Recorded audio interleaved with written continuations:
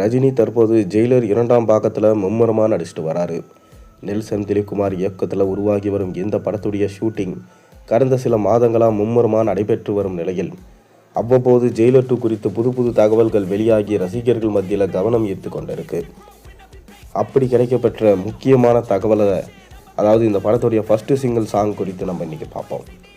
அதாவது நடிகர் ரஜினிகாந்த் தனது பிறந்த நாளை, அதாவது 75வது பிறந்த நாளை கொண்டாடினார்.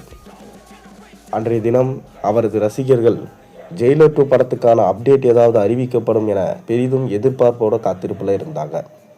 ஆனால் அன்னைக்கு இந்த படம் சம்பந்தமான அறிவிப்பு எதுவுமே வெளியாகலை. இதனால் பலரும் ரொம்பவே ஏமாற்றம் அடைஞ்சாங்க. இந்த நிலையில தான் ஜெயிலர் 2 படத்தில் இடம்பெற போகும் முதல் பாடல் பற்றி ஒரு தகவல்கள் இணையத்தில் வைரலாக போய் கொண்டிருக்கு. அதாவது கடந்த 2023ஆம் ஆண்டு வெளியான ஜெயிலர் படத்தில் காவாலா என்ற பாடல் இடம்பெற்றிருந்தது. இதில் நடிகை தமன்னா நடனமாடி இருந்தாங்க. அனிருத் இசையில் அவருடைய டான்ஸில் வெளியான இந்த பாடல் மிக பெரும் அளவில் ட்ரெண்டிங்கில் கலக்கியது. அதோடு ஜெயிலர் படத்துக்கும் மிக பெரும் அளவில் விளம்பரமாக காவாலா பாடல் இருந்தது. இன்றளவும் ரசிகர்கள் இந்த பாடலுக்கு வைப் செஞ்சுட்டு வராங்க. இப்போ நமக்கு கிடைச்சிருக்க லேட்டஸ்ட் தகவல் என்னென்னா, ஜெயிலர் 2 படத்திலும் காவாலா பாணியில் ஒரு பாடல் இடம்பெற இருப்பதா தகவல்கள் வெளியாகியிருக்கு. அதாவது இதில் தமன்னாக்கு பதிலாக நோரா ஃபதேஹி அவங்க தான் இந்த படத்தில் ரஜினியோடு சேர்ந்து டான்ஸ் ஆட போகிறாங்களாம். தமன்னா ஆடிய காவாலா பாடல் பட்டையை கிளப்பியது.